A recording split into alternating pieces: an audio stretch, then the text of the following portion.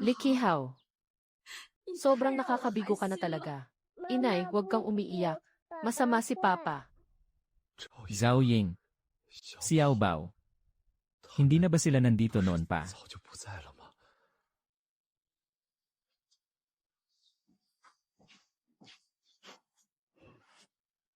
Nandito ang mga magulang ko.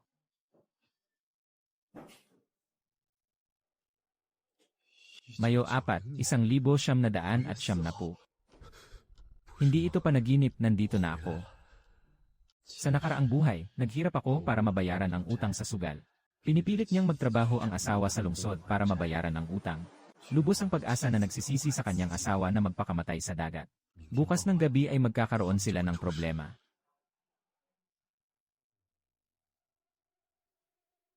Gutom. Sobrang gutom ko. Matulog muna sandali. Kapag natutulog ka na, hindi ka na magugutom.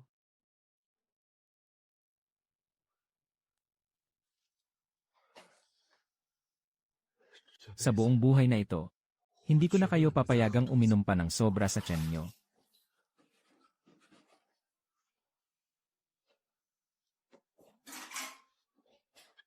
Zhao Ying, maghintay ka sa akin pagbalik ko. Niluluto ko para kay Xiao Bao.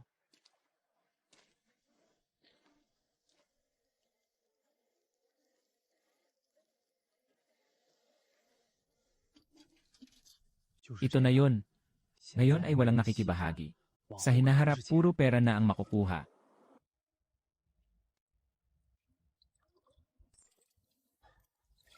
Unahin nating pakainin si Xiao Bao hanggang busog. Gamitin mo ulit siya para sa unang bayad.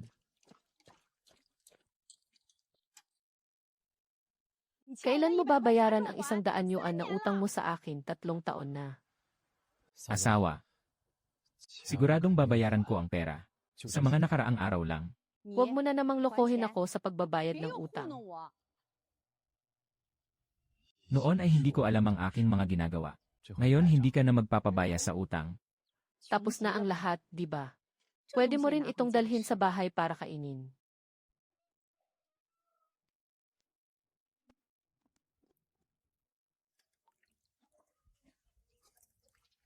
Tinitingnan ni Xiao Bao.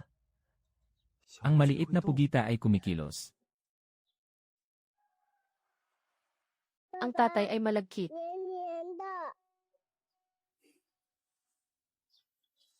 Tingnan mo lang ito, okay na. Ang natitirang pagluluto ni Papa.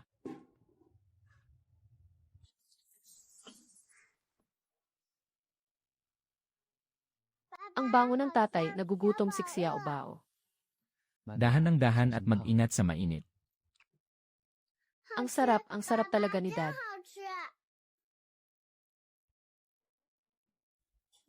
Si Zhao Yang ay kumain ng kaunting pagkain. Si Xiao Bao naghihintay sa'yo. Nanay, kumain na. Tama si Papa ang bango-bango. Gago kang bata ka, hindi marunong magluto si tatay.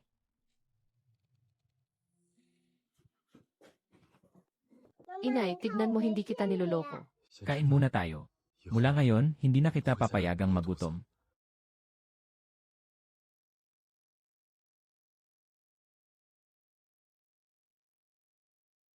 Nanay, masarap ba? Gawa ni tatay.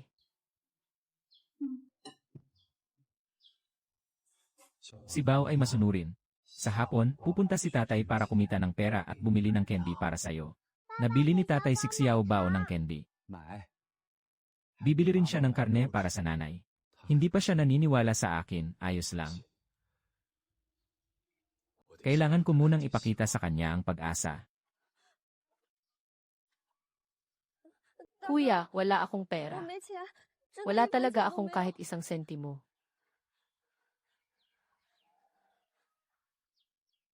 Kuya, hindi humihingi ng pera sa'yo. Hindi maganda ang pakiramdam ng asawa ng kuya mo.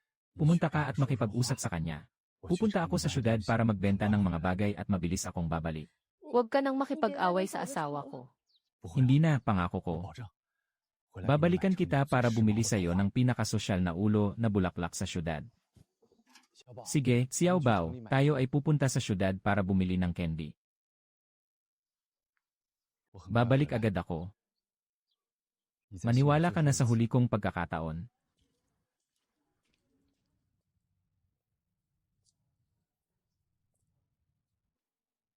Boss, tumanggap ba kayo ng bagong pirasong maliit na pusit?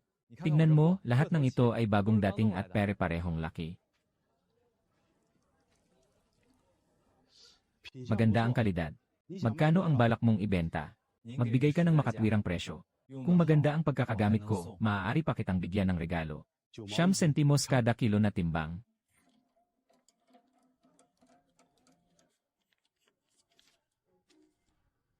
Little Bao. Nakapag-ipon na si tatay ng pera. Pwede na bang bumili ng candy?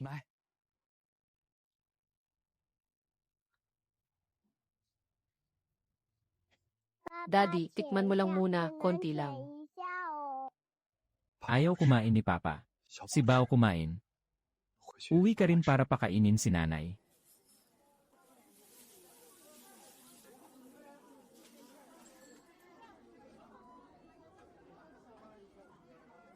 Si Zhao Ying ang magdadala nito, siguradong maganda ang kalalabasan. Asawa ko. Si Xiao Bao ay matalino na ngayon. Sa hinaharap, tiyak na makakapag-aral siya at magiging isang estudyante sa kolehiyo. Estudyante sa kolehiyo.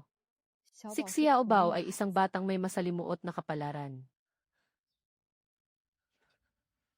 Bakit hindi pa rin nakauwi si kuya? Nanay, asukal na karne. Dad, bumili ng karne. Ang mga kuya at asawa niya ay may kakaibang kilos. Palagi niyang tinitingnan ang lumang bag. Parang gusto nang umalis. Gusto pa rin niyang umalis. Hindi natin siya pwedeng pabayaan mag-isa ngayong gabi. Ping Ping. Salamat sa iyo ngayon. Ito para sa iyo. Gamitin mo bukas sa paaralan. Kuya, ito ay para sa akin. Mula ngayon, hindi na maghihingi ng pera si kuya sa iyo.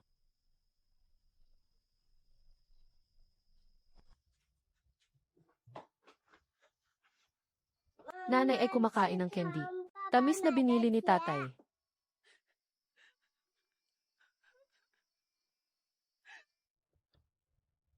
Ngayon ay kasalanan ko. Mula ngayon hindi na ako mag-aksaya ng pera ng basta-basta. Hindi na rin kita papayagang makaramdam ng sama ng loob. May nakakakuha ng maliit na pugita. 9 sentimos per kilo. Bukas kung gusto mo, tara tayo sa baybayin para magtingin-tingin. Kumikita ng pera para bumili ng karne, buto, at sabaw para kay Xiao Bao. Talagang may gustong bumili. 9 sentimos kada kilo. Talagang may interesado. Ngayon nakabenta ako ng 18 yuan. Basta makipag-ayos at handa kang gawin ito. Maaaring makaraos ang buhay. Ang baosi ni Mama ay iniwan ni Papa para sa'yo. Walang kahit isa sa tatay ang kumain.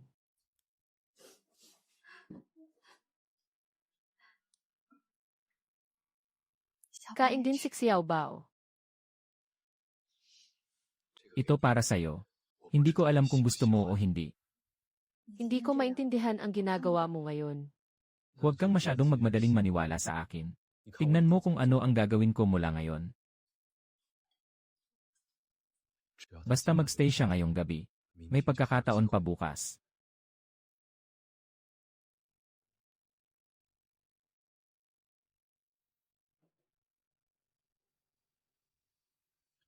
Si Zhao Ying ay hindi natutulog. Ano ang balak niyang gawin sa ganitong oras ng gabi? Hindi ang malamig na bangkay ni Zhao Ying noong nakaraang buhay. At tungkol sa sinabi ng nakababatang kapatid noong hapon. Zhao Ying.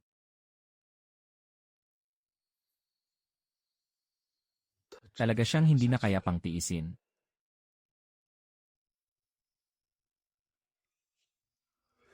Paano napunta si Xiao Bao sa ilalim ng kama, Xiao Bao?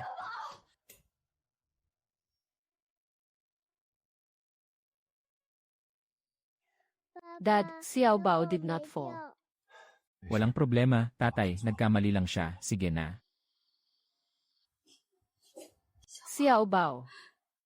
Gusto mo bang matulog kasama si nanay? Huwag mo siyang gisingin. Matulog ka na rin.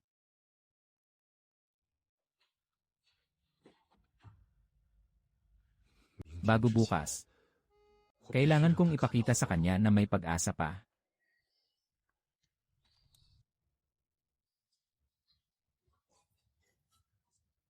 Nagawa ko na ang natirang karne kagabi hanggang umaga. Busog na tayo, punta tayo sa baybayin mamaya. Pumunta sa baybayin para manghuli ng maliliit na pusit. Pumasok sa syudad para magbenta ng pera. Sa ikalawang kalahati ng taon, nais kong mag-ipon ng pera para mapadala si Xiao Bao sa elementarya. Kain talaga ang karne ni tatay kahapon. Ngayon ay tumutulong sa tatay na hulihin ang pusit. Magpapalit ng pera para makabili pa ng mas maraming karne.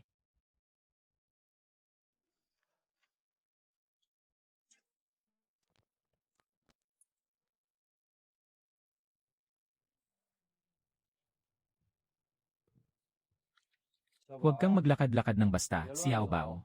Nakatitig lang sa tabi ng balde.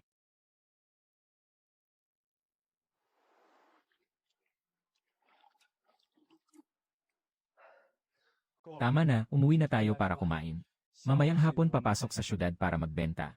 Mauna na si Xiao Bao at babalik na ako. Magkatapos mong mag-ayos, bumalik ka na. Sasama ako sa inyo. Ang araw na ito ay mainit. Baka mamaya hintayin ka namin ni Xiao Bao sa bahay.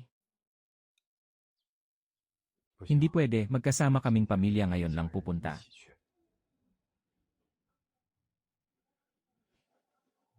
Hindi kita sinasaktan. Gusto ko lang na ikaw at si Xiao Bao. Lahat ay nasa paningin ko. May utang ka pa sa akin na 100 yuan. Naman namang nanghihiram ng kariton. Paano kung masira ito? Ate, pupunta ako sa bayan para maghatid ng mga kalakal. Babalik ako para ibigay sa iyo ang 50 sentimos na pamasahe sa sasakyan. Utang ko sa iyo. Malapit na rin akong makabayad. Walang makakatapat sa bibig mong yan sa buong baryo. Ngayon hindi lang ako nagsasabi na babayaran ko na talaga. Huwag mo akong bibigyan ng dahilan para mag-alala na masira ito. Sumakay ka na rin. Masyadong mabagal ang paglakad. Madilim na at mahirap daanan ang daan. Ako na mismo ang maglalakad. Upo ka na, huwag mag-antala.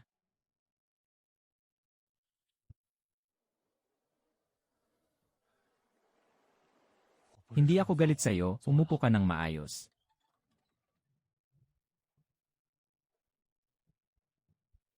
Ngayon si Lian ay swerte.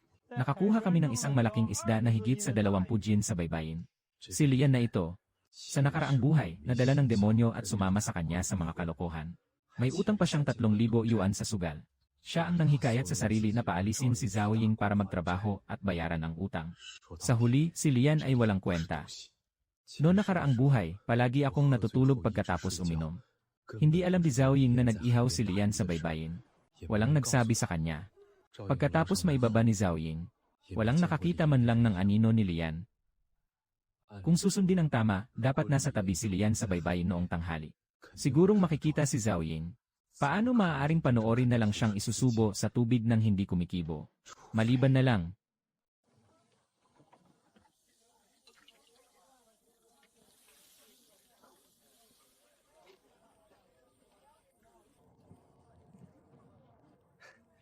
Itong mga maliliit na ito ay itinuturing na mga pinuno. Bukas magdadala pa ako sa iyo ng sariwang mga paninda. Sige, linisin mo na yan. Dumating ka ng mas maaga bukas.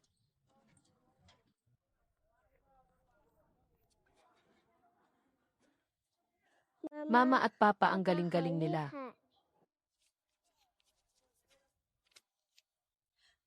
Ayokong kunin ang perang ito, ikaw ang kumita nito. Ang lalaki ang kumikita, ang asawa ang nangangasiwa sa pera. Hindi na pwedeng mawalan ng pagkain sa bahay.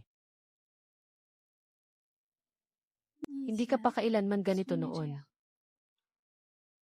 Kaya magsimula tayo ngayon. Bumili ka ng sobra-sobra. Kailangan mong mag-ipon ng pera ng bahagya. Hindi na pwedeng magutom sa bahay. Si Xiao Bao ay kailangang magpagaling ng katawan. Kailangan mo ring kumain ng busog. Kailangan din itong gawin na ang uod na pugita ay magagamit ng husto sa gabi.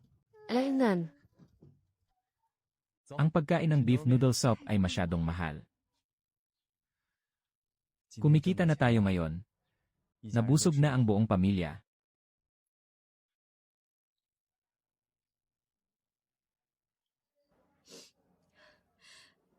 Kain ka rin. Mahilig akong kumain ng noodles. Kain kayo ng marami. Tatay, kumain ka na.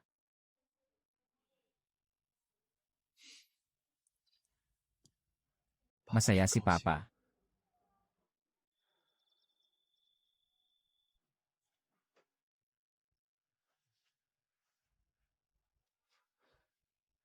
Gabi ngayong gabi matutulog ka kasama si Xiao Bao. May konting bagay pa ako. Baka muling siyang nagsusugal. Bakit pa may gagawin ka pa ngayong gabi? Nagmamadaling gumawa ng kulungan. Pumunta sa baybayin sa gabi at bumaba sa ibaba.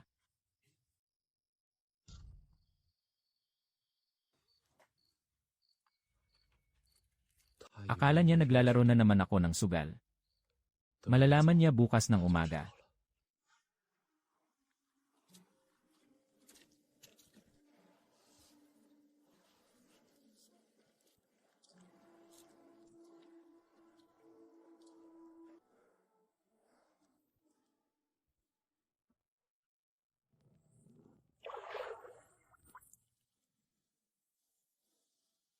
Nahirapan sa pera.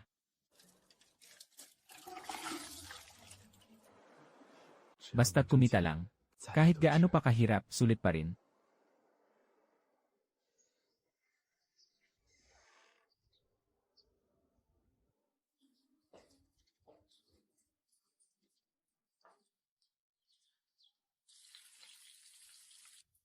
Ito ang mga ito. Lahat ito ay nahuli mo kagabi. Tingnan mo itong apoy na ito. Hintayin na magising si Xiao Bao at pakainin siya. Magpapahinga muna ako sandali. Ipapadala mamaya sa lungsod. Tatay, nanay na po.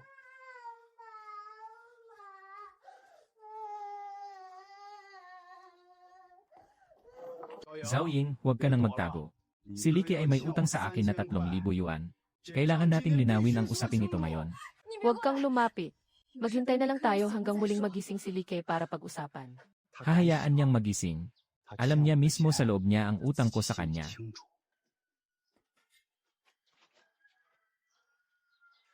Lian. Subukan mong lumapit pa ng isang hakbang. Hinihira mo pa rin ang pera ko at nagmamaliit ka pa. Kung may lakas ka, bayaran mo na. Tinatanggap ko ang utang.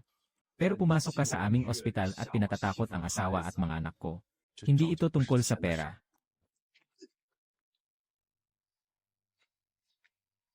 Totoo ka talaga. Likayaw, ang baliw mo na. Lumayas ka na. Tawag ng tulong, si Like ay nanghihiram ng pera pero hindi nagbabayad. Nanghahawakan pa ng iron ball para mangakit ng takot. Bayaran ang utang. Bakit naging ganito na ang sitwasyon? Pupunta ako sa kanila para singilin ang utang. Hindi pa siya nagbabayad at gusto pang manakit. Panahon na para bayaran ang utang.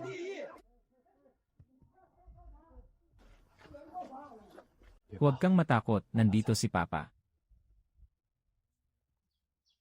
Kain. Kain na muna tayo bago mag-umpisa. Sige, kumain muna tayo.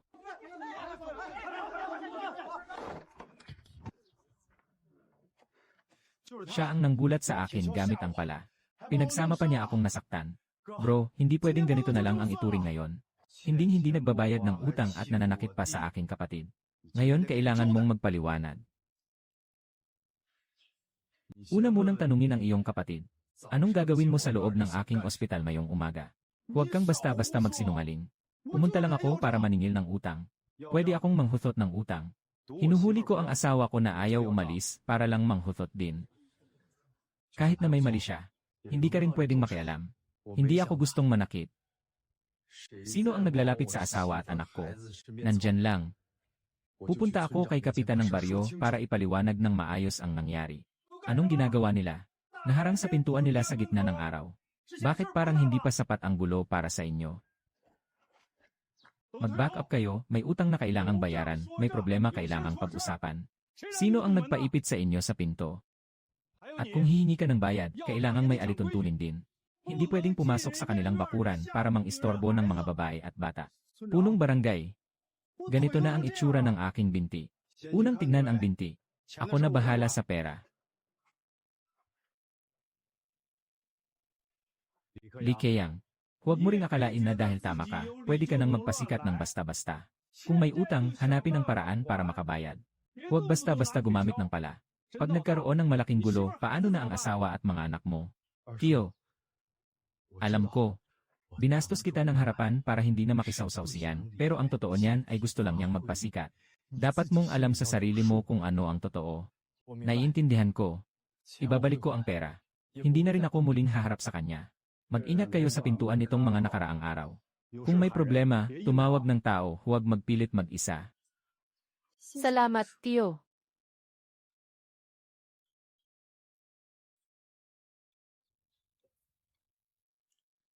Tatay kanina lang ang nagligtas sa nanay. Mamaya kailangan ko pang pumunta sa syudad para maghatid ng pusit. Pagkatapos kong umalis, isara mo ng maayos ang pinto. Huwag magbubukas kahit sino pa ang tumawag. Si Lian. Ako ang bahala rito. Hindi na namin siya papayagang lumapit sa inyo muli.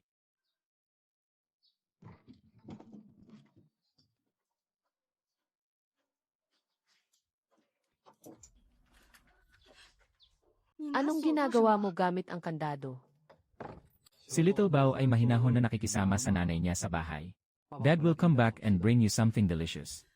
Inutusan mo kaming ikulong sa bahay. Pasensya na at naabala kita. Si Lian ay hindi basta-basta magpapatalo. Natatakot ako na kapag umalis ako, siya na naman ang maghahanap ng gulo. Zhao Ying, huwag kang matakot. Ngayon ang sinara ko ay ang pinto, hindi ikaw. Maghintay ka hanggang sa pagbabalik ko. Ikaw na ang mag-ingat niyan. Sa panahong ito, babayaran ko ang utang ko. Ipapasaayos din namin ang problema ni Lian. Magstay kayo ni Xiao Bao ng ligtas at payapa muna. Papa, umuwi ka ng maaga. CJ.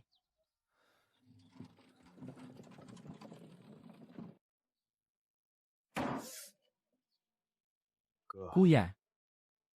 Hindi pwedeng ipagwalang bahala ito. Agad akong ilalantad sa buong baryo at mapapahiya. Hindi ko matanggap ang pagkatalo na ito. Nakatutok ang punong barangay. Mas nakakatipid kung hindi na lang magpapakita ng hayagan. Kung ganito, huwag na nating ipakita ng hayagan. Hayaan siyang magdusa sa problema. Tingnan natin kung paano pa siya makakabangon. Anong balak mong gawin? Ngayon hindi ba siya kumikita sa pagbebenta ng maliit na pusit? Mag-umpisa tayo dito para mag-imbestiga. Kung mabubunyag ito, magiging malaking problema. Pahirapan din tayo. Kahit na ano pa ang mangyari, sira na ang reputasyon niya. Walang maniniwala sa kanya kung may nangyaring masama. CJ, ako na ang bahala sa ayos.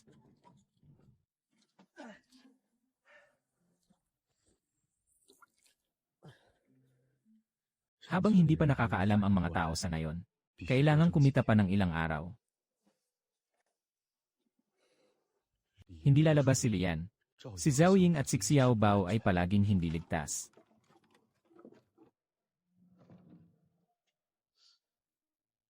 Kuya Li, medyo maliit ang mga ito ngayon. Gusto kong makuha yung malaki tulad noon.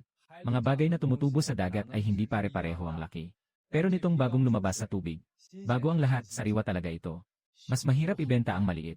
Sinasabi mong 30 kilo. Kung libre kong ibibigay ang 1 kilo, itinuturing ko ng panimula. Pagkatapos ng 2 kilo, gusto mo pa rin ba na araw-araw kitang dadalhan ng paninda? Kaya mas mabuting timbangin mo na 50 kilo at magbibigay ako ng 2 kilo libre. Kung malaki ang sukat, mas madali akong makalipat sa susunod na tindahan. Sang ay na magbigay ng 2 kilo kapag nag-order ng 50 kilo.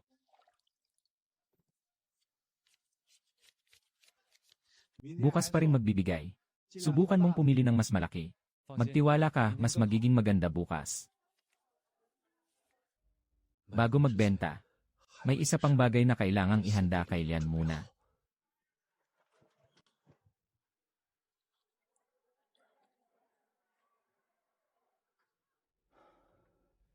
Si Lian ay sobrang delikado.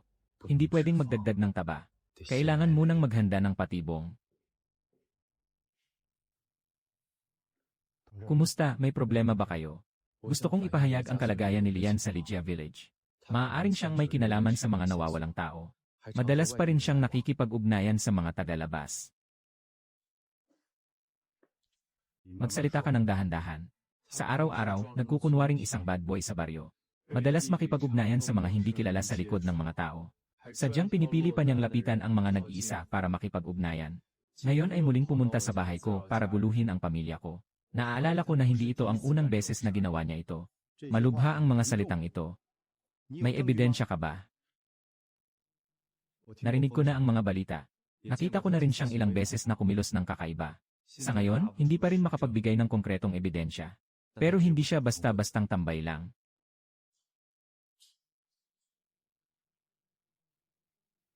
Mag-uusap tayo tungkol sa sitwasyon habang nagkakape. Mag-iwan ka ng pangalan at tirahan. Kung may bagong impormasyon, agad na magpapadala. Araw-araw akong pumapasok sa syudad para maghatid ng mga kalakal. Magpadala agad ng balita kapag may bagong impormasyon. Kapatid, lahat ng sinasabi ko ay totoo. Huwag ka ring magpadalos-dalos ng hindi alam. Naiintindihan ko. Huling hindi aalis si Zhang. Hinahatak ang pusit para ipakita ang sobrang seryosong sitwasyon. Baka nagkakaroon ng alitan sa mga tao sa baryo. Ang nilalaman ay masyadong sensitibo. Hindi pwedeng ituring na maliit na bagay. 60 says. Mag-ikot sa paligid ng Ligia Village para mag-imbestiga. Tumingin ng lihim kay Lian. Huwag magpasikat para hindi maistorbo ang kalaban.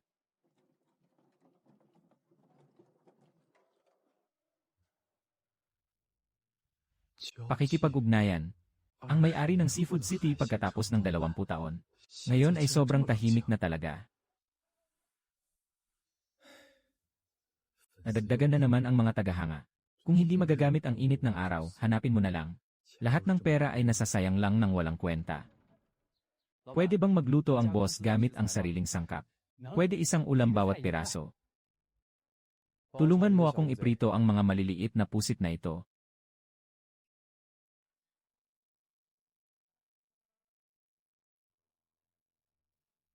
Hindi pa namin nagagawa ito before. Natatakot akong hindi maganda ang pagkakaluto. Sige, magluluto na lang ako mag-isa. Ipapahiram ko sa iyo ang kusina. Binibigyan kita ng 50 sentimos bilang bayad sa paggawa. Kahit 5 mao ay pera na rin.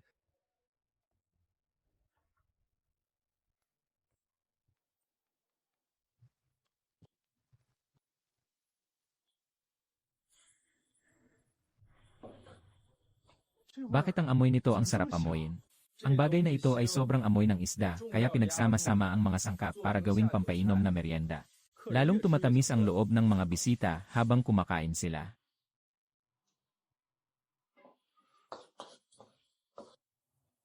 Maganda ang lasa nito na pwedeng ibenta bilang panlasa sa inuming may halong tubig. Maraming tao ang nagre-relax sa gabi. Masarap at mura ang pagkain na ito. Basta't masarap ang lasa, sapat na para sa inumin. Pwede rin dalhin ang inumin. Kapatid Nali, ibibigay ko sa iyo ang natitirang mga kamao mo sa halagang 20 piso. Sa hinaharap kung may octopus, ipapadala ko muna ito sa akin. Sige, hindi na ako magpapakaawa sa pagtawag sa iyo ng kuya. Bukas babalik pa rin ako.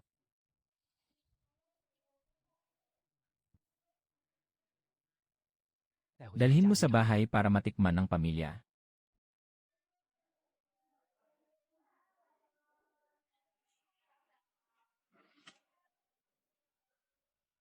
Si Xiao Bao hindi pa nakakain ng mansanas. Ipapakita natin sa kanya ngayong gabi.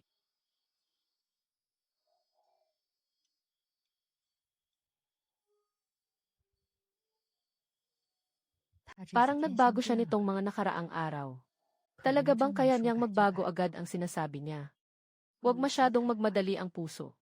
Si Xiao Bao ay hindi kayang tanggapin ang pangalawang pagkadismaya.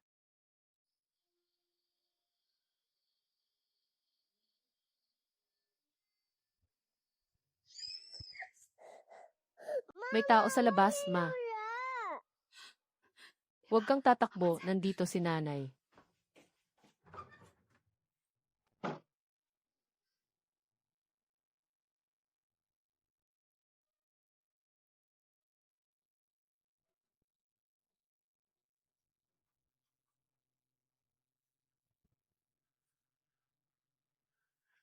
Maghintay ka, babalik ako.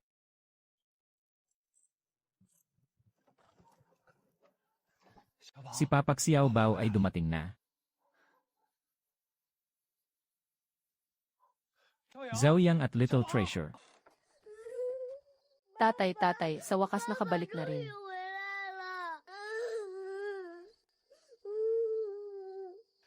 Magandang batang si Xiao Bao, dumating na ang papa mo. Tingnan kung ano ang dala ni papa para sa'yo. Ano ito? Tikman mo ang mansanas. Tama ang lasa, Dad, ang mansanas ay masarap.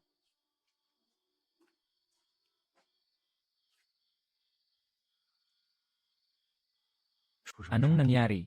Tama ang pag-lock mo ng pinto. Katatapos lang sa labas ng pintuan ng bakuran. Parang may tao. Tatay, ang mga itim ay nakakatakot. Hindi ito isang kakaibang bagay. May tao sa labas. Huwag kang matakot, nandito si papa. Yung tao ay palaging nag-ikot sa labas. Hindi ako nangahas magbukas ng pinto. Tama ang ginawa mo. Sa susunod hindi na ako alis ng bahay. Sino ang nagsabing hindi magbubukas ang pinto?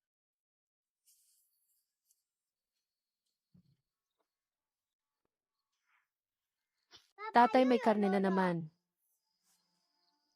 Kumain ka ng dahan-dahan. Ang lutong karne ay hindi mura. Huwag nang gumastos ng basta-basta mula ngayon. Regalo ng kaibigan. Tama, gusto kitang kausapin tungkol sa isang bagay. Anong bagay? Tuturuan kitang gumawa ng hawla para sa uwi. Sa araw, dalhin mo si Xiao Bao sa bahay. Kahit ilan ang magagawa, gagawin ko. Sa hinaharap, malalaman ng mga tao sa nayon na pwedeng kitain ng pusit. Pwede rin itong palitan ng pera. Matutunan ko. Bakit mo ako binibigyan ng ganito karaming pera? Magagamit ni Xiao Bao sa pagpasok sa paaralan sa hinaharap. Huwag kang mag-alala, tatanggapin ko ito ng may tiwala.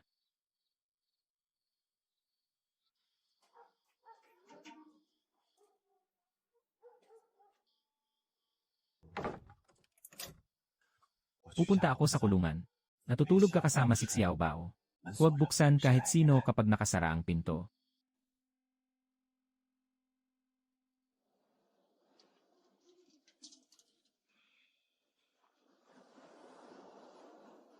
Ang anino na sinasabi ni Xiao Bao.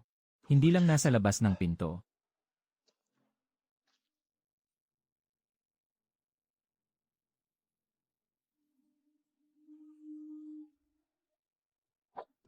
Sino ka? Tumigil ka.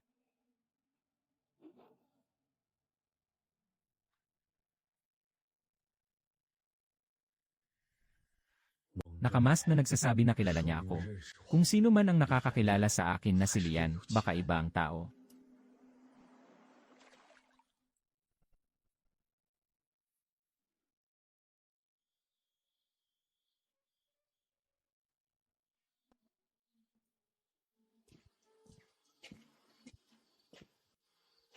Bakit hindi ka pa natutulog?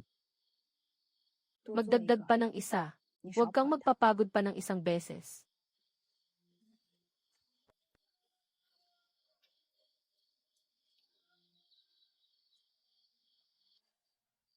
May nilagang na baka at tainga ng baboy sa kawali. Kung gutom ka na, kumain ka na. Kakainin ko na lang pagkatapos bumalik mula sa pagbabalik ng mga hawla na ito. Pupunta pa rin tayo mamaya ngayong gabi. Samantalahin na malaman ng iba at manghuli pa ng mas marami. Kapag kumalat na ito, hindi na magiging ganito kadali ang kikitain. Mag-ingat ka naman. CJ,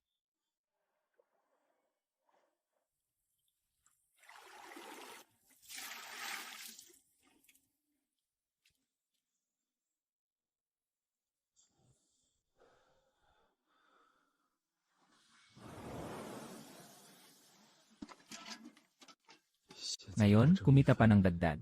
Mula ngayon, si Xiao Bao ay hindi na magdaranas ng ganitong hirap.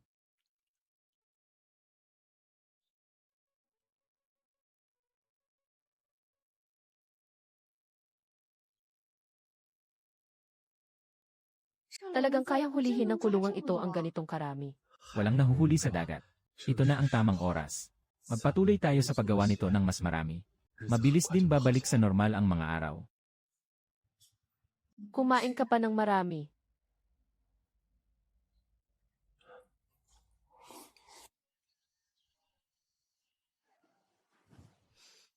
Naramdaman mo na ba, tatay? Parang karne ng baka at tainga ng baboy. Sino ang mangangarap na kumain nito sa umaga?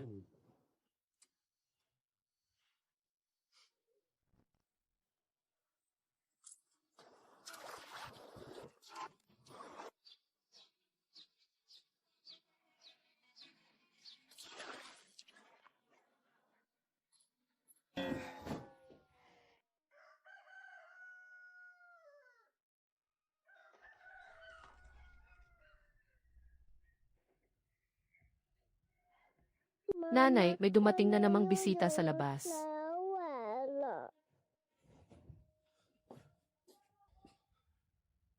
Huwag magbukas ng pinto, lalabas ako para tingnan.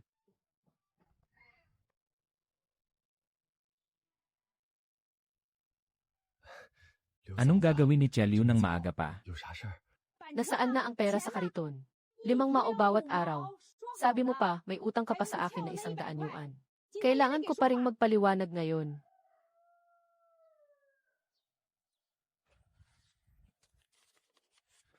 Naalala ko na ang bayad mo sa kariton ng asawa ko.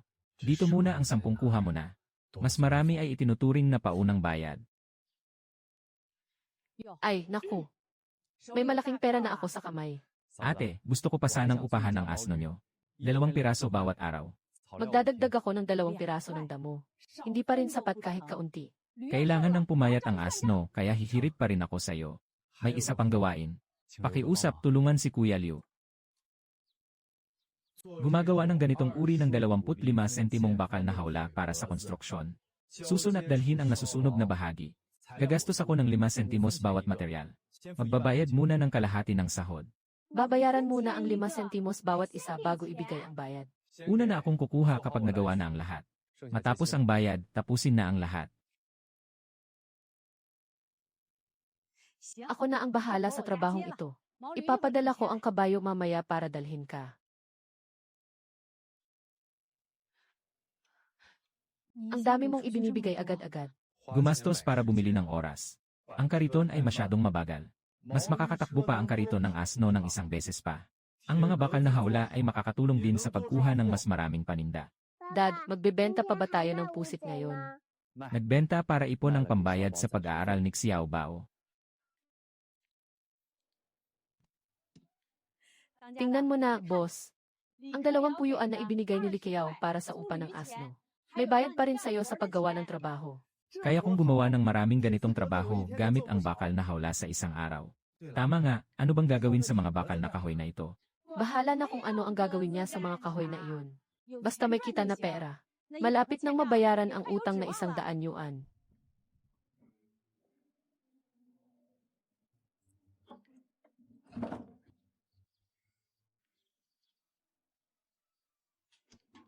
Dahil sa kanya, mas makakatakbo pa siya ngayon.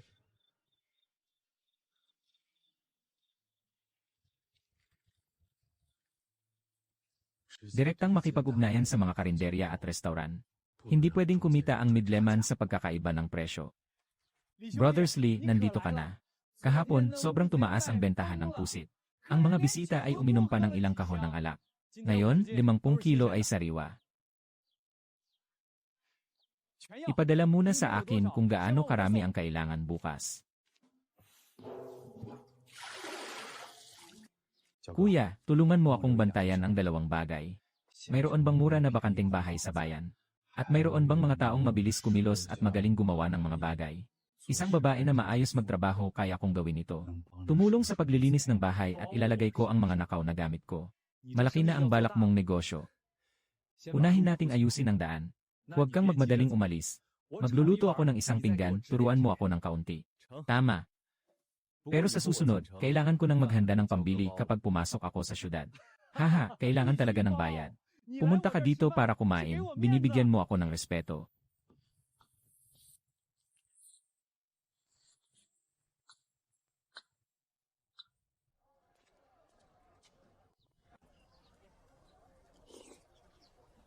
Bawasan pa ang apoy. Huwag masyadong watery ang sarsa. Ang mga pulutan ay kailangang may malakas na lasa. Ang mga bisita ay hindi mapigilang magdagdag ng malakas na lasa sa kanilang inumin.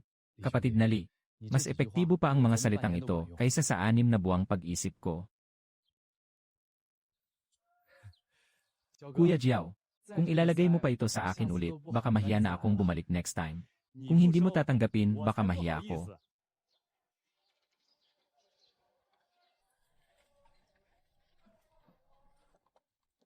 Nabili ang kalakal at kumain ng kanin.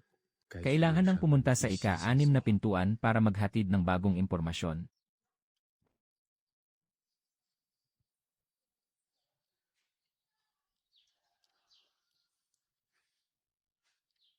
May bagong pangyayari na naman. Kagabi pumunta ako sa baybayin para magbaba ng kulungan. Sinusundan ako ng tao. Yung tao na nakatakip ang mukha ay gustong lumapit sa akin mula sa likod. Nakita mo na kung sino siya pero hindi mo pa rin nakikita ng malinaw. Nakamask siya para makilala ako pero natatakot siyang makilala. Naaalala ko na may koneksyon siya kay Lian.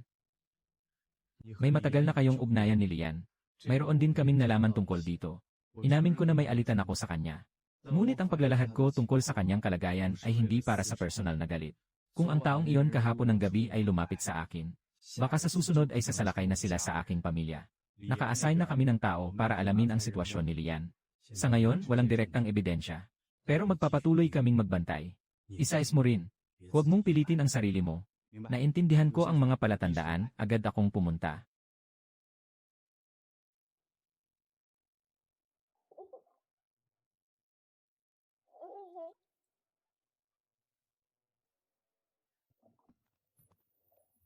Hahaha, pumanaw na si Papa. Ang maliit na masama pa rin ang lakas ng loob na magtapon sa tatay.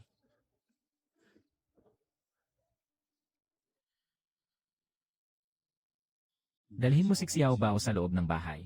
Isara mong mabuti ang pinto, lalabas ako para silipin. May nangyari na namang masama. Maaaring may ilaw na medyo maliwanag habang naghihintay sa akin na bumalik.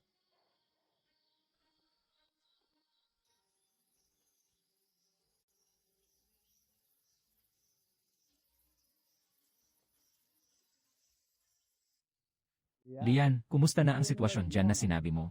Naghihintay na ang lahat sa'yo pero bakit wala pang balita? Huwag mag-alala, kuya, huwag kang mag-alala. Yung pamilya na yun ay mahigpit ang bantay. Naisip ko na ang paraan. Mahirap daanan ang daang ito. May iba pang paraan. Pwede mo ring itanong muna tungkol sa bagong dating sa baryo. Haha.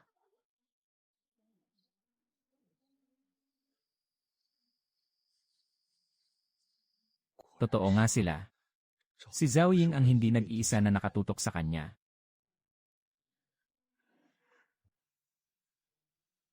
Ito ang simula ng ebidensya. Kailangan itong maipasa bukas sa 6 na pintuan.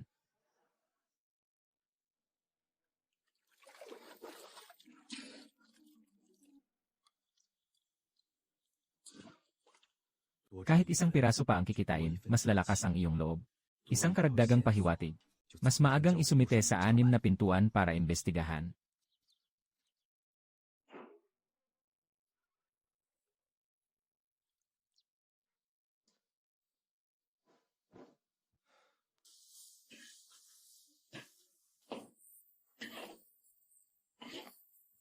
Ang amko ang bango-bango.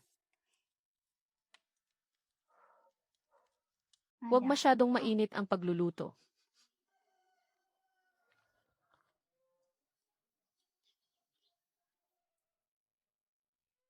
Palaging may karne. Saan nanggaling si Likiao ng pera?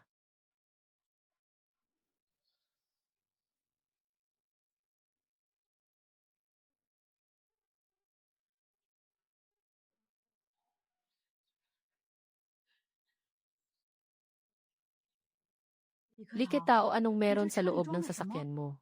Laging nagmamadali papunta sa syudad buong araw. Huwag mong sabihin na may kinuha kang gamit mula sa bahay ng iba para ibenta. Tita Segundo, huwag mong basta-basta hawakan ang kamay ko. Bakit hindi ka makapagpakita sa akin?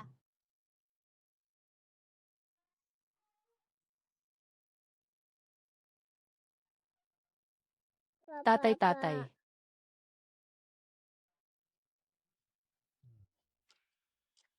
Sa kotse ko nakasakay ang mga maliit na pusit na nahuli ko mismo.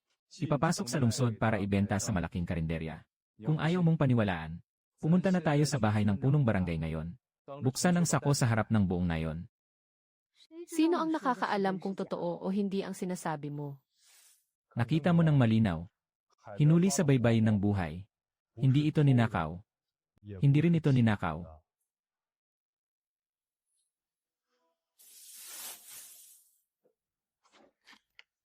Gusto mong manood ng gulo, sige lang, huwag mo lang akong pagbintangan ng hindi tama.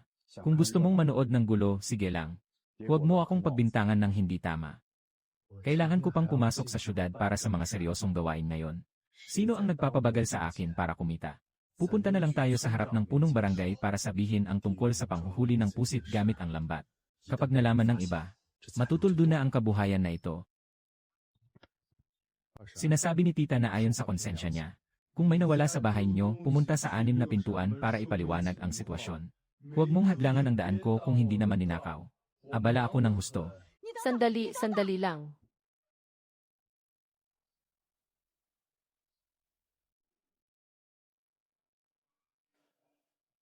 Naalala ko na ang plaka ng van na pinatatakbo ng nakaputing buhok.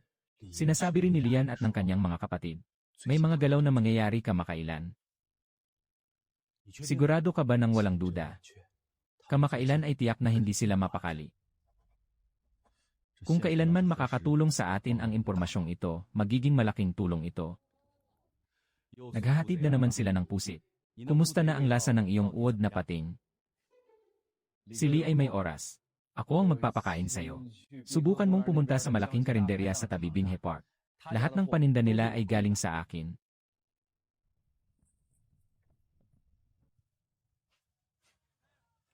Kuya, kayo ba ay tumatanggap ng mga pusit dito? Anong presyo para sa mga malalaki na mas mababa sa 1,000 yen, 7 ang mao? Hindi tinatanggap ang maliliit na patay na uod. Para sa higit sa 1,000 yen, 10 piso at 8 mao hanggang langit. Mas mataas pa, hindi na usapan.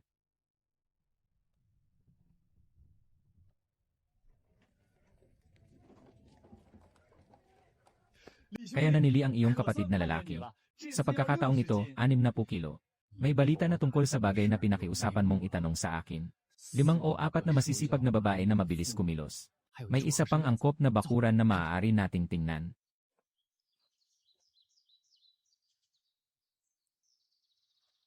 Apat na bahay na gawa sa ladrilyo. May 200 metro kwadradong bakuran pa rin ang tanawin. Sige, magrenta muna tayo ng 1 buwan. Sabi ng kapatid mo, ano bang tungkol sa pera? Anong plano mo sa pag-upa sa bakanting ito? Magagamit mo nang hindi na kailangang maningil. Magbibigay ako sa iyo ng isang suhestyon. Naging masagana na ang pera mo. Ipagpatuloy mo lang ang negosyo mo ngayon. Biliin ang tindahan. Sa hinaharap, hindi ka na magkakamali sa lugar na yon. May 2 tindahan sa kabilang tabi na kasalukuyang binebenta. Palagi akong nagdadalawang isip. Kung may pera ka, bilhin mo na agad. Kahit na masakit, kailangan kong bilhin ito. Pagkatapos nito, mag-isip-isip kang mabuti kapag umuwi ka.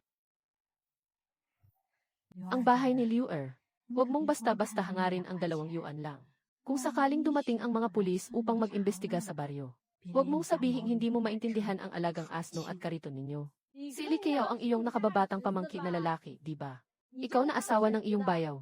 Bakit mas masakit pa ang salita mo kaysa sa mga tao sa labas? Nagbabayad ng maayos ang tao sa pag-arkila ng sasakyan. Pagkatapos mong sabihin, nagiging hindi malinaw. No, dati siyang matatag sa kanyang mga gawain. Naging hindi magkaintindihan noon ni Lian. Mag-ingat na kayo sa hinaharap. Ngayon ay may higit sa 1,000 yuan na ako. Ang ama ay hindi na maaaring mamatay ng maaga tulad noong nakaraang buhay. Hindi na maaaring maging paralitiko ang ina muli. Bro, bakit ka nandito? Koning, bakit ka tumatakbo? Itong batang ito. Nasa huli siya sa klase. Gusto ko sanang kausapin siya ng maayos. Dad has something to say, come inside. Higit na sa 3rd year si Kuning, huwag nang magalit sa bakuran. Wala nang pera sa bahay. Ang pangalawa ay hindi pa rin nakakakuha ng pondo para sa pagsusulit niya. Sa nakaraang buhay, nabigo si Kening sa pagsusulit sa kolehiyo. Pagkatapos ay sunod-sunod ang mga problema sa pamilya. Lahat ng buhay ay paghihirap. Sa buong buhay ko, sisikapin kong baguhin ang kanyang kapalaran. Ipambili ang perang ito para sa tuition ni Kuning at mag-aral ng mabuti. Kung sakaling hindi makapasa, nandyan pa ba si kuya para tumulong? Saan galing ang perang ito? Baka nagsugal ka na naman, mama. Hindi ito nakuha sa pagsusugal. Nalaman ko na pwedeng pagkakitaan ang maliit na pugita. Kamakailan lang akong kumita ng kaunti. Huwag mo nang sabihin ito sa iba. Walang sinuman ang magnanakaw. Basta't mapanatili mong tahimik. Malapit nang umangat ang buhay namin.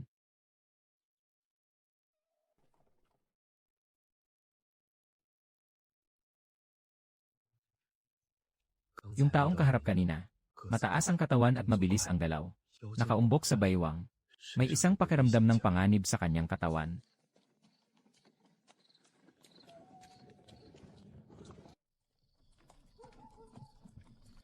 Si Kuya Liu, dalhin mo bukas ng umaga ang nagawang bakal na hawla. Lahat ay ipapadala sa maliit na bahay sa timog ng lungsod. Hanapin si Jiao Dahong. Sige, nitong mga nakaraang araw nakagawa na naman tayo ng 3 hanggang 4 na daang ganito. Bro, ito ang bayad sa materyales. Kulang pa ang 50, sabihin na lang natin. Magtrabaho ako, mag-alala ka lang. May mga kakaibang estranghero bang napansin kamakailan sa baryo? Wala naman, siguro unang hahanapin si Lian.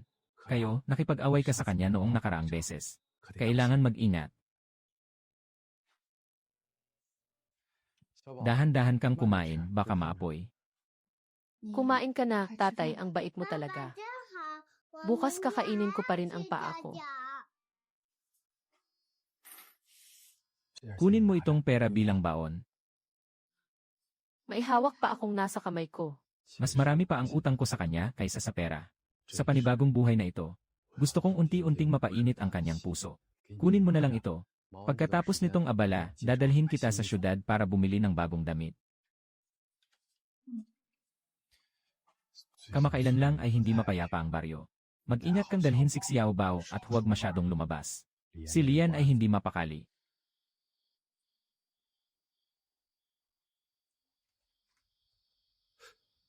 Sumunod na naman siya. May maliit na kanal sa harap. Madilim at walang ilaw. Ang taong may pakiramdam na guilty ay madaling madapa.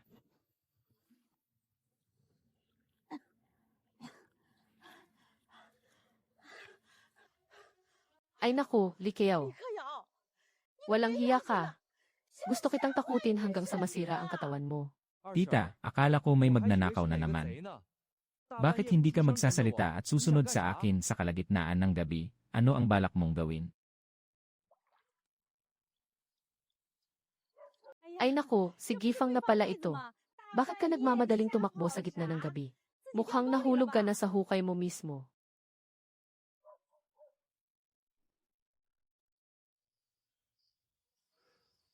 Hindi man lang narinig ni Ilong ang tungkol dito. Matutunan mo sa akin na ilagay ang beef liver sa tenga. Ang pusit mismo ang pumasok ng mag-isa.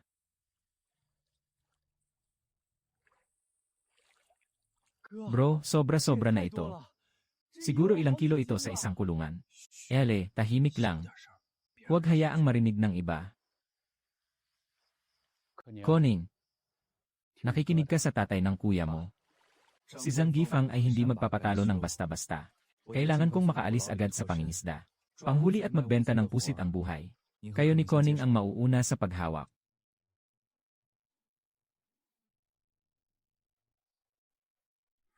Ginapos ni Guanbei si tita sa hukay. Kahit ang mga nakatatanda sa bahay ay nagtatanong pa rin.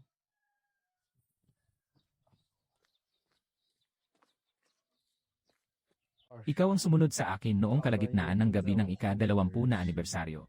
Ikaw din ang nahulog sa kanal.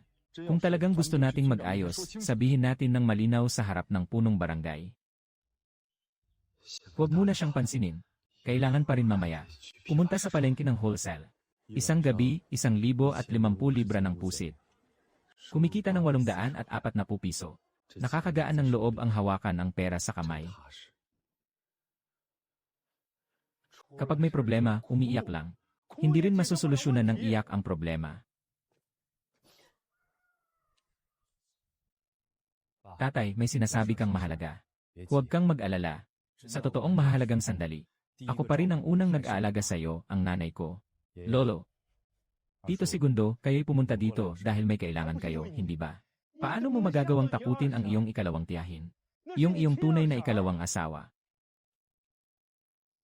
Lolo, tiyo, at tiyo mo. Noong nakaraang araw may isang tao na sumusunod sa akin. Kaya palagi akong nag-ingat kapag naglalakad sa gabi. Siya, si tita, ay sumunod sa akin sa kalagitnaan ng gabi. Hindi ko akalain na siya pala. Bakit siya hindi matulog sa gitna ng gabi at sumunod sa akin? Naiintindihan ko na nagkamali ako, siya pa ang una na mali. Bakit may taong sumusunod sa'yo? Talaga ba talaga? May mga bagay na hindi ko pa nasasabi noon. Sa mga nakaraang taon, hindi nawala ang paghihirap na dinaranas ng nanay ko dahil sa ikalawang paglilitis. Ang mga hindi pagkakaunawaan ay lahat dahil kay Tio Segundo niya. Sabihin mo sa mga kapatid mo na bumalik na. Huwag magpasikat ang buong pamilya. Naiintindihan ang hindi pagkakaunawaan. Ang malaking pamangkin ay nagkamali. Bigyan ka ng 100 yuan para sa pangangalaga. Bumalik ka na naman para magpakumbaba. Bahala na itong bagay na ito. Kahit 100 yuan pa yan, kailangan pang magpunta para humingi ng paumanhin. Hindi mo alam kung ano ang nangyayari sa amin. Huwag munang mag-away sa kuya natin. Sa pagkakataong ito, makikinig ako sa ikalawa. Kapayapaan sa pamilya, tagumpay sa lahat ng bagay. Lolo, kailangan ding magpakita ng tamang asal ang mga nakatatanda. Sino ang nagmamanman sa tao sa kalagitnaan ng gabi sa bahay nila? Nagsasayang pa ng pera at nagsasayang pa ng mukha. Kung talagang malala ang sugat ni Tia, dapat nating tignan kung kailan tayo dapat tumingin. Kailangan pa rin nating linawin ang bagay na ito. Anong klaseng ugali yan? Kung hindi dahil sa pakikisama sa tatay mo. Ayoko nang pakialaman ang problema ng pamilya niyo. Walang problema, ayos lang. Kaya namin kayang ayusin ang sarili naming mga problema. Sapat na, magsalita ka muna ng 2 beses lang.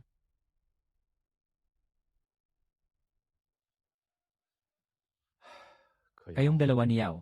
Sino bang nagsabi na ang ating anak ay kulang sa pag-aaral? Sa hinaharap, kailangan pa rin nating magpursige sa militar.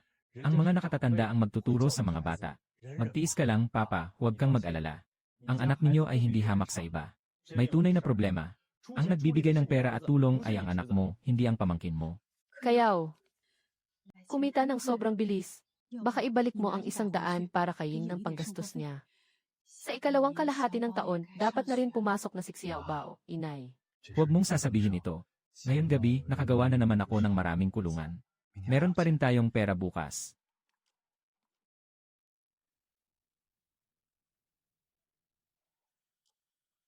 Kamakailan lang ay may mga estranghero na palaging naghahanap kay Lian. Mukhang may bagong target na naman sa baryo.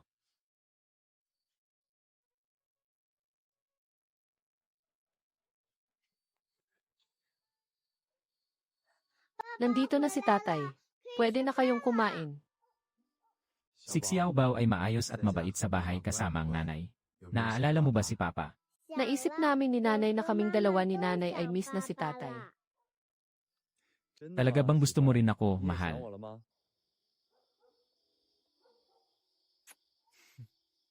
Xiao Bao hahaha.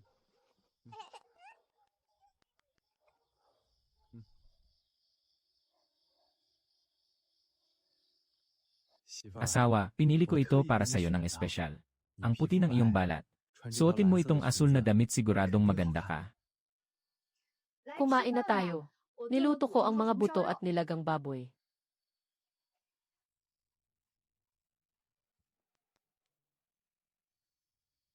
Huwag kang gagalaw. Liksonbo, huwag magkamali ng akala. Ito ang impormasyong ibinigay ni Kuya Lee. Nalaman ko na ang anino noong gabing iyon ay mga tao nila. Mukhang matagal nang nakatutok sa kapatid na si Lian sila. Magpatuloy ka na sa ginagawa mo. Kami ang may hawak nito. Sige, ayos na yun kanina. Umalis na ako, tahimik lang tayo.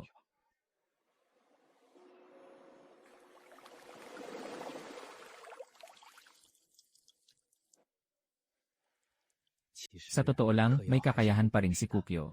Nakahanap pa rin ng lugar na nagbebenta ng maliliit na pusit. Makakakuha ng 200 yuan magdamag. Mas mahusay ito kaysa sa isang buwang trabaho namin. Lahat ng mga kasamahan ay pinaalalahanan na mag-ingat sa pagpapalaganap ng balita.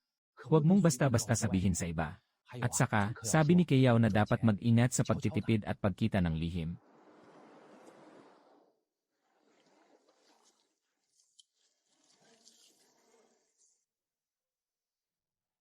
Pa, huwag ka nang basta-basta humawak ng walis sa hinaharap. Ninakot ako at si Kening. May mga anak na ako. Si Kening ay naging mature na rin. Kung patuloy mong kontrolin ang anak, lalayo siya sa'yo. Hindi ito ang gusto kong magmadali. Sa bawat pagsusulit niya, palagi siyang nasa hulihan ng klase. Hindi siya talaga ang tipo para mag-aral. Kung siya ay makakakuha ng kalahati ng mga nakaw ni Keke, masaya rin ako sa puso ko. Huwag mo rin siyang sisihin. Si Kuning ay nakararamdam din ng malaking pressure. Kahit hindi makapasa, huwag mo na siyang takutin pa. Sa mga nakaraang taon, wala rin namang silbi. Kung talagang kikita tayo sa maliit na pusit na ito, nang matapos ang kanyang pagsusulit sa kolehiyo, nasa bahay siya at tumutulong. Hindi magtatagal ang magandang araw na ito. Siguro 1 linggo lang, hindi ba?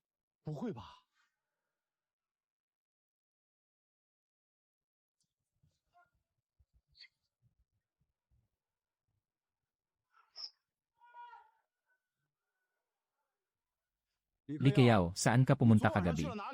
Hindi ka maaaring konektado sa nawalang baka sa bahay ni Lizzie. Sinasabi mo ba na may ebidensya akong may kinalaman sa pagkawala ng baka? Maraming karne, inihaw na manok, prutas. Saan galing ang pera? Baka may kinalaman ito sa baka na yon. Likipeng, wala kaming samaan o galit sa'yo. Kung alam mo talaga ang clue, sabihin mo lang sa akin. Bahala na, gawin ko ang iyong hiling. Walang masama kung bumili kami ng karne at prutas sa bahay. Kinabukasan na pera na pinaghirapan ng malinis. Naniniwala rin kayo sa sinasabi ni Lian. Haha, hindi biro ang mawala ng baka. Magpakatotoo ka na at sabihin ng malinaw kung saan nanggaling ang pera. Si Lian ay para sa ikabubuti mo rin. Magpakatatag ka sa sarili mong paninindigan. Natatakot ka pa ring tanungin ng iba. Kamakailan lang ay may mga negosyo si Likayaw. Ang pag-aalaga sa anak at pagbili ng pagkain ay hindi malaking bagay. Kailangan ng ebidensya ang tungkol sa pagkawala ng baka. Huwag mong basta-basta sabihin yan. Sinasabi ko lang, anong klaseng tao ka? Sino ang sinasabi mong hindi matatag ang pagkakatayo? Sinasabi ko na sa'yo kung ano ang nangyayari. Ako ang nakatatanda mo. Gusto mo pa bang makipagtalo sa akin? Walang silbi makipag-usap sa taong ganito na hindi maipaliwanag ng maayos. Kung ako ang tatanungin, matagal na akong pumunta sa 6 Doors para ipaliwanag ang sitwasyon. Likayaw, kung hindi mo malinaw na maipaliwanag ng maayos. Pupunta na lang ako sa 6 Doors. Lahat ng bagay ay kailangang may ebidensya. Hindi na kita sasabihan pa. Pupunta na ako bahay para kumain. Totoo ngang maganda ang asawa ko. Ngayon, nakakasuot pa siya ng damit na binili ko.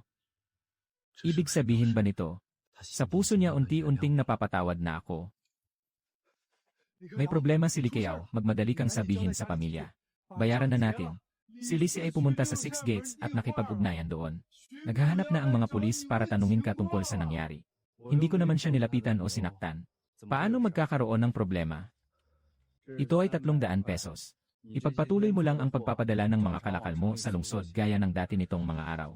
Magkakatiyak ako na ipapadala ko ang mga kalakal ko. Hinding-hindi ako magkakaroon ng abala.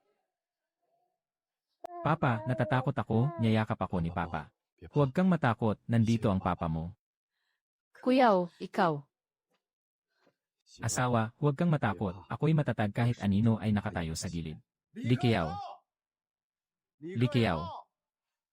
Dumating na ang mga tao mula sa 6 Doors. Lumabas ka na at linawin mo na ang lahat ng ito. Sinasabi ko na kung bakit araw-araw si Likayaw ay kumakain ng masasarap na pagkain. Ang pera ay dumating ng hindi malinaw at walang paliwanag. Siguro ngayon ay panahon na para linawin na. Si Likizaw nitong mga nakaraang araw ay talagang hindi mapakali. Dapat mong itanong ng maayos. Ang pulis pa rin ang hindi pa nagdedesisyon. Huwag kayong basta-basta maghulog ng paratang dito sa kasalukuyan. Walang ebidensyang magpapatunay na may kaugnayan si Likayaw sa pagkawala ng baka. Hindi niya dadalhin ang tao. Ipagpapatuloy naming imbestigahan kung sakaling may mga bagong impormasyon. Palaging nawawala ang itlog ng manok ko. Sino ang nakakaalam kung may tao bang kumikilos gamit ang kamay at paa? Hindi malinis, 1 buwan kang nakaproduce ng 29 itlog. Akala mo lang may ninakaw sa'yo. Huling beses talaga na hindi ka pa natuto. Mayroon bang ganito kang paraan ng pakikipag-usap sa mga nakatatanda? Bakit nang niloko ako ni Zhang Yifang, hindi mo sinabi ang totoo? Ngayon mo lang naisip na magpakitang gilas sa mga nakatatanda. Huwag mo nang sabihin sa iba na ako ang iyong pamangkin mula ngayon. Hindi ko kayang panindigan ang taong ito. Sa totoo lang, hindi ko rin naman planong gamitin ang pangalan mo. Si Uncle Lee ay matuwid ang ugali kaya nararapat lang na malinaw niyang maipaliwanag ang tama at mali. Sa huli, malalaman din ang katotohanan tungkol sa taong ito. Ngayon ay dito ko na ilalagay ang aking salita. Huwag kang maniwala, maghintay ka lang at magpapakita. Maglaro tayo ng sugal. Tignan natin kung sino ang mapapatunayan sa huli. Magtutunggali tayo kung sino ang mas matatakot. Haha Likayaw. Ngayon ang pagkakataon mo. Ngayon, maghintay ka na lang na malinaw mong maipaliwanag. Sabi ko na nga eh. Siguradong hindi gano'ng kadali ang lahat. Licayaw, talo ka na siguradong. Humingi ako ng isang tao para pigilan si Licayaw. Basta maihila si Licayaw. Kaya si Zhao Ying ay walang susuporta sa tabi niya. Sino si Licayaw? Sino si Lian? Ako si Xun Mu, ang big brother ni Licayaw. Ako si Lian. Hindi ko kasalanan ang tungkol sa nawala na baka. Dapat sana kayong magtanong sa Rikaw Yao. Nye. Hindi ikaw, nagkamali kayo, ang pangalan ko ay Lian. Ang dapat tanungin at ibalik ay si Lian. Matagal na kaming nakatutok sa'yo. Kagawad Chanpu. Mukhang nagkamali kayo ng tao. Nakatuklas tayo ng mahalagang ebidensya ngayon. Salamat sa impormasyon na ibinahagi ng ating mga kabarangay. Magkakaroon ng parangal sa mga susunod na araw. Alam namin na ikaw ay walang kasalanan. Si Liu Ergino ay magpapatuloy sa trabaho bukas. At ni Liu sa loob ng ilang araw, mababayaran ko na ang utang ko sa inyo.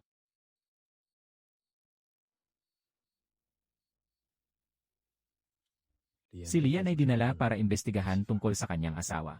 Hindi na kailangang isara pa ang pangunahing pintuan kapag lalabas na sa hinaharap. Mukhang nagising na si Xiao Guo. Pupunta ako para tingnan. Hindi niya agad ako tinulak palayo. Matagal na kaming naghihiwalay ng kwarto. Hindi ko talaga napansin. May ganito palang maraming bagay na nakatago sa likod ni Lian. Anak, talaga namang nakaranas ka ng malaking paghihirap. Lahat ng bagay ay malalaman at malulutas. Hindi ako basta-basta matitinag at magpapadala sa pang-aapi, ina. Maganda pa rin ang mga araw na darating para sa atin. Nasa likod lang yan. Huwag na kayong bumisita sa pamilya ni Tio sa hinaharap. Sa huli, ikaw ang ikalawang tiyuhin mo. Saka na lang. Maaaring maging malaking tagumpay ang anak ni Kijon sa hinaharap. Baka balang araw kailangan pa nating humingi ng tulong sa kanila, Papa. Ganito ka bang hindi ka nagtitiwala sa sarili mong anak? Hindi ako kasing galing ni Licajon. Manatili ka lang ng matiwasay at hintayin mong makita. Tingnan natin kung sino ang hihingi at sino ang magsisisi sa huli. Sige na, Lolo, susunod ako sa'yo. Kailangan mong magsumikap, kumita ng pera, at magpakita ng determinasyon. Kailangan talaga, ang tungkol kay Diunyu ay nagkamali ako. Lahat sila ay nakikialam sa usapan. Anong nakasakay sa sasakyan mo? Mga maliit na bagay na hindi mahalaga. 10 tao sa pintuan. Natagpuan ang mahalagang bagay sa likod na bahagi ng bahay ni Lian. Ganito si Lian, si Licayaw lang ang nakakaramdam ng tunay na pagkakaintindihan. Alam mo ba na si Licayaw araw-araw? Mukhang ang ipinadala ay yung walang gustong kunin sa baryo. O maliit na pusi. Sabi nila nakakakuha ng pera dito.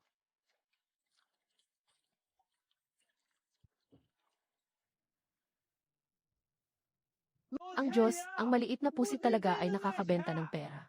Tinitingnan nila na 60 sentimos kada kilo ang presyo. Buong pamilya nagtrabaho buong araw, pero makakakuha lang ng 8 hanggang 0 kilo. Isang kawali ni Licayaw ang nagdadala ng ilang kilo bawat isa. Ano ba talaga ang gamit ng kanyang landong at saan niya ito nabili? Totoo, meron kaming panghuli sa lupa. Pero hindi marami ang bilang. Isang piraso ng 15 kilo na pusit. Unahin ang mauuna, panalo. Ang balita tungkol sa pagpapalit ng mga pambungad na lambat ay kumakalat ng napakabilis. Ang mga tao sa kalapit na baryo ay nakarinig din ng amoy at dumating na rin. Isang trap na lupa ay nagkakahalaga ng mahigit 1 yuan. Palitan ng 15 kilo ng pusit at maibebenta ito ng 12 yuan. Ang kita ay tumaas ng 10 beses.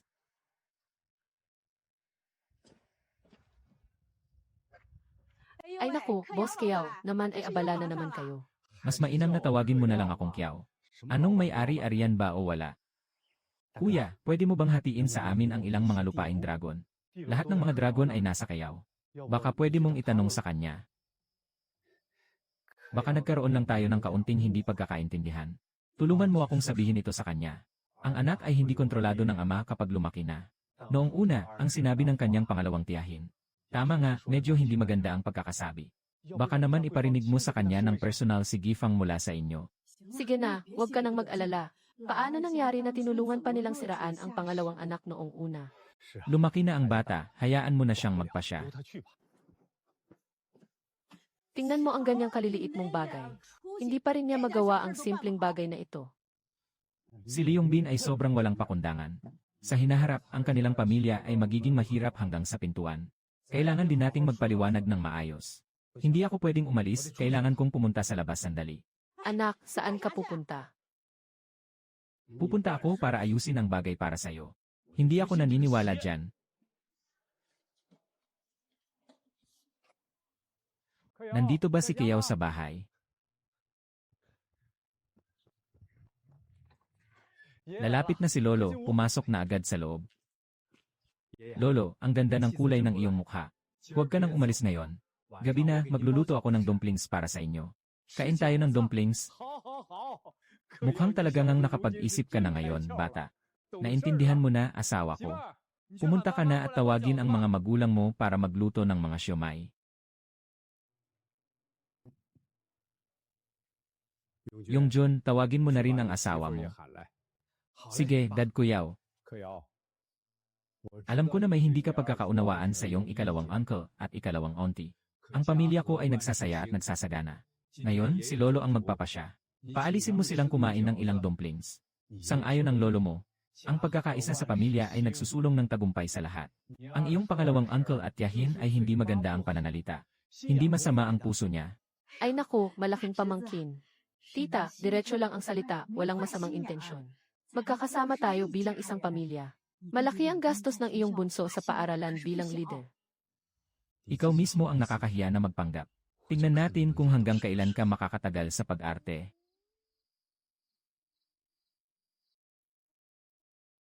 Ay naku, hindi magandang pagkakataon. Pupunta na lang ako mamaya na lang.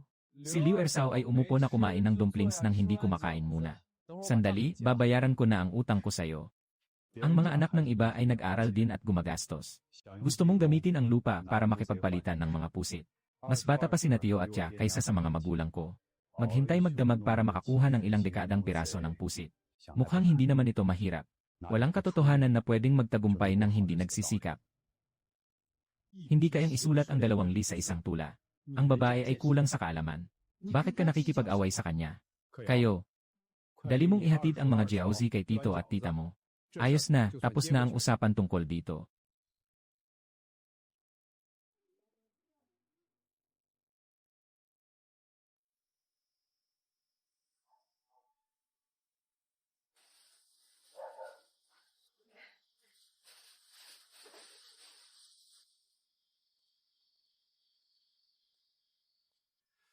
Kaninang may tao sa labas, hindi kita sinabing si Ko ang kasama.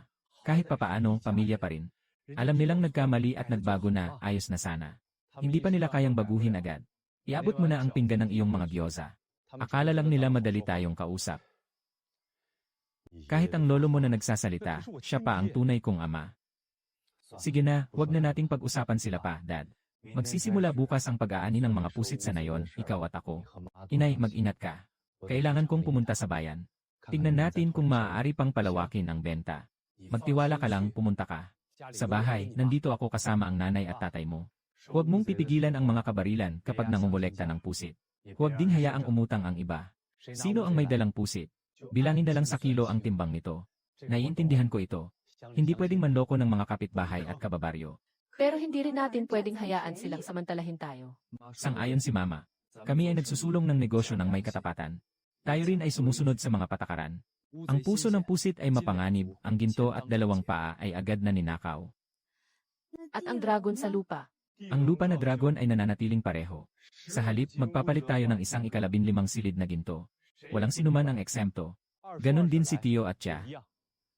Sa bahagi ng lolo mo, tinatanggap ko ang gusto ni Lolo na kumain ng merienda. Kung gusto mong gamitin ang katayuan bilang nakatatanda para pigilan kaming kunin ang mga bagay ng walang bayad. Hindi pwedeng tama si Kiao sa sinabi niya. Noong mahirap pa ang buhay namin noon, walang sinuman ang nagsalita kay Xiaoying at Xiao Bao. Ngayon ay sa wakas nagsimula na ang isang bagay. Hindi pwedeng basta-basta dalhin pabalik ang tao. Sa tingin ko rin, kailangan magtakda ng mga patakaran. Asawa, ikaw ang masusunod. Sasabihin ko lang isang bagay.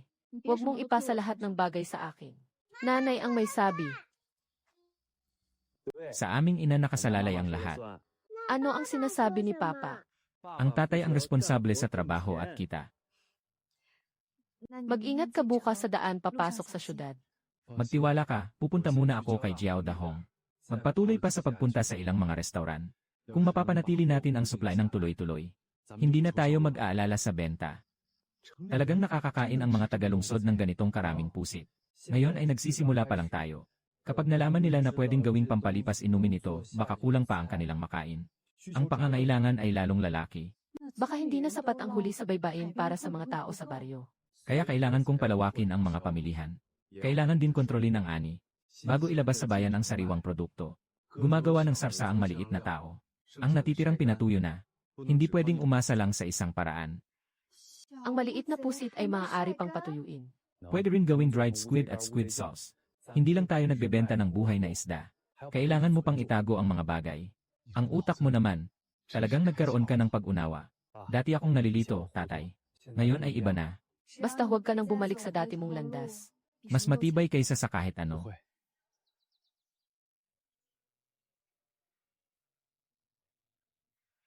Asawa ni Kiao. Ako ay may 12 gin at 6 liang. Pwede bang ipagpasa muna ito? Ipunin hanggang umabot ng 15 gin bago palitan ang kulungan. Pwede ba pwede? Zhao Ying, padala mo sa kanya ang 12 libra at 6 onsa. Sa susunod, kapag napuno na, papalitan na.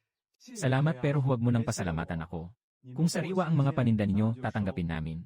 Kapag matagal nang nakalagay ang mga kalakal at may amoy na, kahit sino ay hindi natatanggap. Sa bahay namin, ngayon ay 20 kilo ang kapalit ng isang kulungan ng isda. Bilangin ang 5 libra na natira. 20 kilo, isang lalagyan ng isda. Natitirang 5 gin, 3 piso. Ngayon si Zhao Ying ay para ng may-ari na talaga. Tinutulungan ko lang magbihis. Siya talaga ang bossing na babae ah. Haha, Ang balde na ito ay 14 na kilo. Ay, kulang na 1 kilo. kulang ng 1 kilo, nakakabit na sana. Huwag mag-alala. Sige, pupunta na lang ako sa baybayin mamaya ng hapon. Asawa ng nakababatang pamangkin. Dito na rin ako dito. Maraming namatay dito sa bahay ni Tita Ernie. Hindi pa matagal na namatay. Tayong isang pamilya lang, magpasensya na sana. Tia, kanina ko ba sinabi kung paano? Tanggapin ang sariwa. Hindi namin tatanggapin ang hindi sariwa. Bakit ang tigas ng ulo mo, bata? Hindi ito sadyang matigas ang ulo. Kung ito ang alituntunin, tatanggapin ko ang mga sariwang bagay na dala mo. Kung magdadala ka ng sirang bagay, hindi ko pwedeng kunin para manloko ng iba sa lungsod. Ako ang iyong ikalawang tiyahin. Dahil pamilya kami, si Tita ay nagkakaroon ng espesyal na pagtingin. Kaya hindi natin maaaring sirain ang mga patakaran ni Kao. Narinig mo na ba? Nagsalita na ang may-ari ng tindahan. Tama si Zhao Ying. Kung masama ang produkto, tatanggapin pa rin nila. Mula ngayon, hindi na tatanggapin ng mga may-ari sa syudad. Walang sinuman sa atin ang kumikita. Hindi pwedeng sirain ang buong baryo dahil lang sa isang sira na kalakal. Sige, babalik ako para mamili ng sariwang. Maghihintay si tita sa pagpili niya bago bumalik. Sisingilin pa rin kita ng bayad para sa sariwang produkto. Akala ko ba ay nasabi ko na. Hindi ka nagkamali, tama ang sinabi mo. Noon si Zhao Ying ay masyadong mahina. Ganito na ang ayos ngayon. Nanay, ang galing. Huwag kang magbiro, little Bao. Dad says mom's word is final. Kaibigan Lee, sa wakas nakarating ka na. Kagabi, muling umorder ang mga customer ng sobra-sobra. Hindi sapat ang stock ko dito para ibenta. Ngayon bibigyan kita ng 80 kilo muna. 10 kilo na ayos. Kuya, gusto kong makipag-usap tungkol sa regular na supply. Sinasabi mong magpapadala ka tuwing umaga. Magpapadala ulit mamaya ng hapon. Presyo ay hindi magbabago. Pero kailangan mong tulungan akong ipakilala ang ilang mapagkakatiwalaang restaurant. Ayos, may 3 magaganda sa Hanji Road. Boss, kilala ko na sila, ang pinaka-importante ay mapagkakatiwalaan. Hindi nagkakautang, hindi naniningil ng utang. Naiintindihan ko. Ang galing mo naman. Walang sinuman ang magpapahintulot na maantala.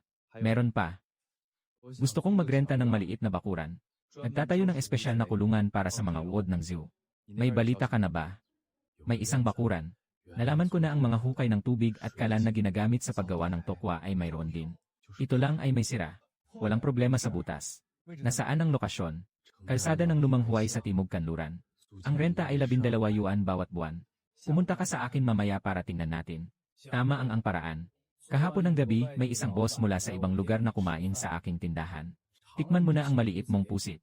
Tinanong niya kung saan nanggagaling ang mga paninda ko. Parang hindi lokal ang paraan ng pagsasalita ng may-ari mula sa ibang lugar. Mukhang maayos ang suot niya. Sinasabing nasa negosyo siya ng mga pagkaing dagat. Ano ang tinatanong niya sa'yo? Tinanong kung pwede kang kumuha ng ilang daang kilo ng sabay-sabay. Tinatanong ka pa rin kung ikaw ba mag-isa ang nagsusupply. Kuya, anong sinabi mo? Sabi ko na ako lang ang magluluto, hindi ako ang magbibigay ng supply. Kailangan mong hintayin na dumating ka para mahanap niya ang may-ari ng kalakal. Darating pa rin siya ngayon. Hindi sigurado. Kung darating siya, huwag muna akong sabihan ng masyadong marami. Natatakot kang agawin niya ang mga paninda. Hindi ito ang takot. Hindi pwedeng hayaan na malaman ng iba ang tunay na kalagayan bago pa man maging matatag ang negosyo. Naiintindihan ko.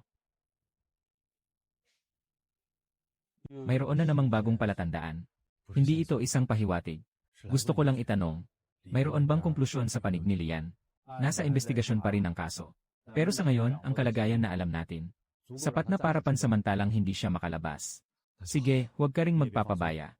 Ang mga dayuhang nakipag-ugnayan kay Lian sa likod niya. Patuloy pa rin kaming nagsusuri. Ang mga dayuhang tao ay nagpakita ng reaksyon tungkol sa pakikipag-ugnayan mo sa mga estranghero. Nakita namin ang ilang bakas na hindi pwedeng sabihin ng sobra. Naiintindihan ko. Kamakailan lang ay lumaki ang negosyo mo. Maliit na gulo. Kumikita ng kaunting pera para sa panggastos ng pamilya. Ang pagkita ng pera ay magandang bagay. Pero kapag dumami na ang pera, mas maraming problema rin. Huwag magpanggap na matatag, sabihin agad sa amin kung may problema. Maaaring hanapin ka rin ng mga tao sa bahay ni Lian para magulo. Kung maaari iwasan mo na. Huwag palalain ang alitan. Hindi ako gagamitin ang sarili kong dahilan para magpasimula ng gulo. Pero hindi na rin ako papayag na manakawan ang asawa ko at mga anak ko. Pwedeng protektahan ang pamilya. Huwag kang masyadong malalim sa ganyan. Pwede pa rin magamit ang tanawin na ito. Kahit nasa kusina pa rin, umuulan pa rin sa bubong. Sapat na. Ang bait mo talaga. Dito malapit sa night market at hindi rin kalayuan sa ilang malaking karinderya. Sa hinaharap, ilalagay ang mga kalakal dito para sa klasifikasyon at pagtimbang bago iproseso. Ipapadala pa ulit sa ibang lugar. Gusto mong palakihin ito. Hindi ito tungkol sa paglaki. Kung gusto mong maging matatag, kailangan mo bang humingi ng tulong sa iba? Kailangan malinis ang kamay at paa at handang magtiis. 2 o 3 lang sapat na. Ang bayad sa trabaho ay araw-araw. May 2 pinsan na babae ang pamilya ng asawa ko. Magaling sa trabaho at mapagkakatiwalaan. Sige, pwede kang makipagkita. Hindi ka natatakot na matutunan nila ang mga bagay-bagay kahit kaunti lang. Ang pangunahing bagay ay ang pinagmulan ng supply. Ang lasa, benta, at reputasyon. Hindi sapat ang pagtatago at pag-imbak lang para magtagumpay. Sinasang ay ako dyan. Sino ka, Denny? Boss Jiao ay ang tao kong kumain ng pusit kagabi. Narinig ko na dumating na si Ginoong Lin na nagsusupply. Gusto kong makipagkita. Siya. Buksan ang pinto.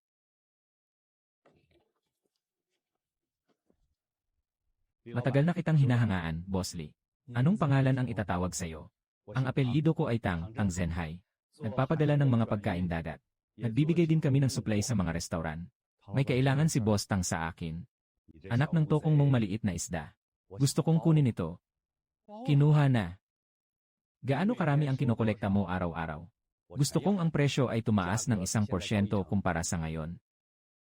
Parang magandang balita ito. Siyempre, maganda yon. Hindi mo na kailangang maglakad-lakad sa bawat bahay para maghatid. Mas madali para sa akin kung 1 beses ko na lang kukunin.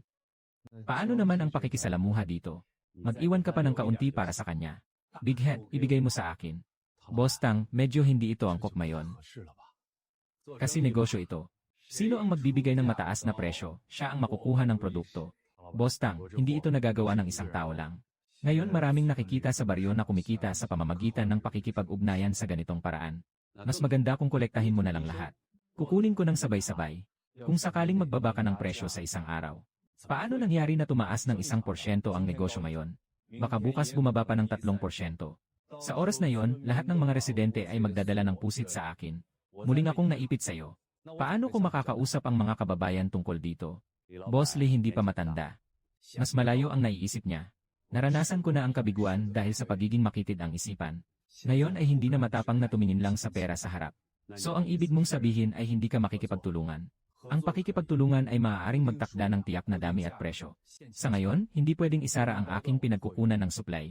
Hindi rin nila pwedeng i-demand na putulin ko ang dati kong mga kliyente. Hindi ka natatakot na mapalampas ang malaking oportunidad. Ang kinakatakot ko ay masyadong malaki ang pagkakataon. Kinain ang kapanatagan ng isang pamilya. Sang-ayon si Lina kapatid. Sige, 200 kilo bawat araw muna. Sa unang 3 araw, 100 kilo muna. Pagkatapos ng 3 araw na naman tayo mag-uusap. Boss Lee, maingat ka talaga. Mag-ingat ka para masigurong mahimbing ang tulog ng pamilya mo. Bibigyan kita ng 100 kilo bukas. Magpapadala ako ng tao para kunin ang mga ito. Pera lang.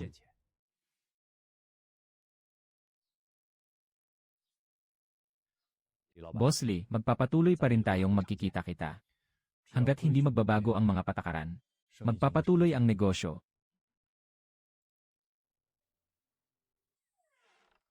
Tatay na dumating na. Nakinig ka ba kay mama ngayon? Nang marinig ni Xiao Bao, tinulungan pa niya ang nanay na magbilang ng pera. Habang nagbibilang, naisip din niyang isama ang mansanas. May dahilan kung bakit binili ang mansanas gamit ang pera. Maayos ba ang takbo sa syudad? Umiarkahan ng isang maliit na bakuran. Magsisimula bukas, may lugar na para sa mga kalakal sa syudad. Kahit ang pagkakataon ay dumating ng mabilis, kailangan itong samantalahin. Baka masyadong mabilis. Natatakot din ako na maging mabilis. Kaya hindi niya ipinasa lahat ng kalakal sa isang tao. Mayroong gustong mag-angkat ng buong kargamento. Kailangan kunin ang mga supply araw-araw. Pinayagan ko muna na ibigay ang 100 kilo. Hindi ka nagsalita ng mataas na presyo sa loob ng 13 araw. Ayos lang, hindi mo ako sinisisi na nakatira sa bakuran. Kung para sa pamilya natin ito. Hindi ako galit kaya bukas dadalhin kita para tingnan. Siyempre, sasama rin ako. Inupahan ng bakuran. Ikaw ang bahala sa bayad sa trabaho, ikaw ang magpapasya. Pwede ba akong makaalis? Ngayon lang, naglakas ka na sabihin kay Zangiefang na basta may alituntunin ay ayos na. Sobrang na siyang lampas sa limitasyon niya. Sa hinaharap, mas marami pang gagawa ng sobra. Kailangan mong tumayo sa tabi ko. Huwag kang tumayo sa likod ko. Ganyan talaga ang iniisip mo. Talaga bang ganito ang iniisip mo? Nanay nakatayo sa tabi ng tatay. Maganda ang pagkakatayo ni Xiao Bao sa gitna. Si Xiao Bao ay nakatayo sa gitna. Huwag mong dalhin mag-isa ang lahat sa hinaharap. Magsasabi ako sa iyo tungkol sa mga bagay sa hinaharap. Magbilang ka sa salita mo. Ang pinakamasarap na merienda ay ang dumplings na niluto ni nanay. Eh ang tatay, ano naman? Mas okay na rin kung tatay ang kikita para bumili ng noodles. Ikaw lang ang mabait magsalita. Itong bata ay sa akin. Dati hindi pa ganito ka-sweet noon. Maging matamis araw-araw mula ngayon. Huwag kang magbilang ng dila. Sinasabi ko talaga. Ngayon, si Lian ay dinala ni Zhao Ying. Kahit si Tio at Chia ay hindi nakinabang sa pera. Naayos na rin ang utang ni Aso Liu. Sa amin, nakalampas na kami sa unang pagsubok. Pero marami pang mga bagay na darating. Alam ko na si Bostang sa maliit na bakuran sa timog ng lungsod ay may pakikipag-ugnayan kay Uzilong. Mayroon ding maraming tao sa baryo na nakatingin. May mga bagay pa rin sa likod ni Lian. Sinabi kay Lijun, may mga tao mula sa ibang lugar na nakatago sa likod ni Lian. Magkakaroon ba ng panganib? Mag-iingat ako at makikipag-ugnayan din sa 6 doors. Hindi ako sasagot sa'yo. Noon ay pinakagusto mo si Cheng Xiang. Ngayon ay hindi pa pwede. Ngayon may ikaw at si Xiao Bao ako. Huwag gagawin ng walang ingat. Itay hindi gagawin ang mali. Nakikinig si Xiao Bao kay Papa. Makinig ka rin sa akin. Mas makikinig na ako sa'yo. Kumain ka pa ng kaunti, bukas ay kailangan mong pumasok sa syudad. CJ,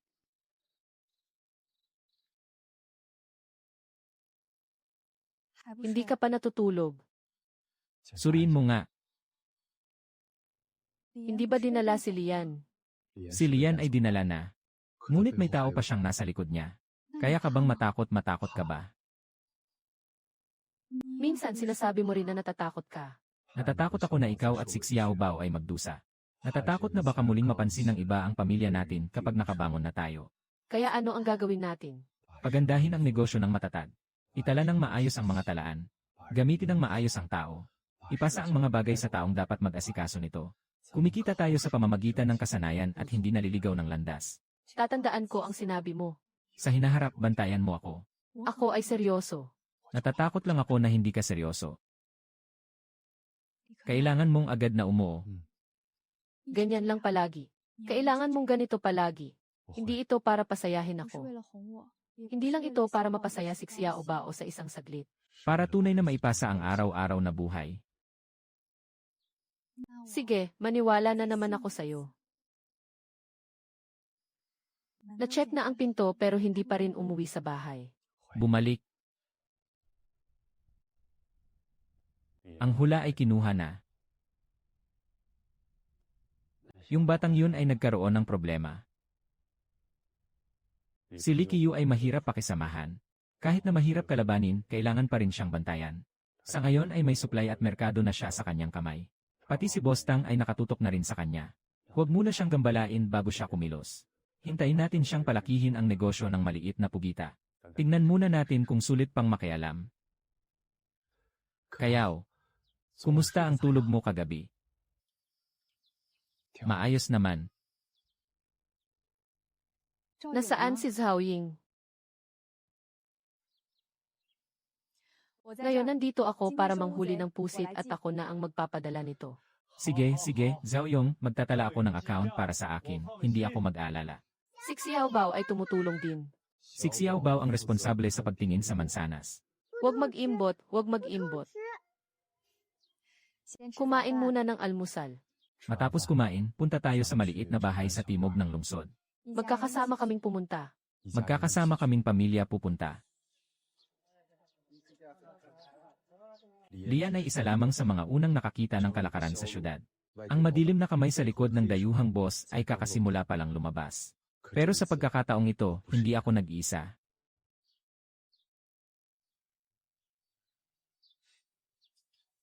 Sige na, Ginoo at Ginang. Unahin ni Xiaoping na ayusin ang bayarin ngayon. Sundin kita.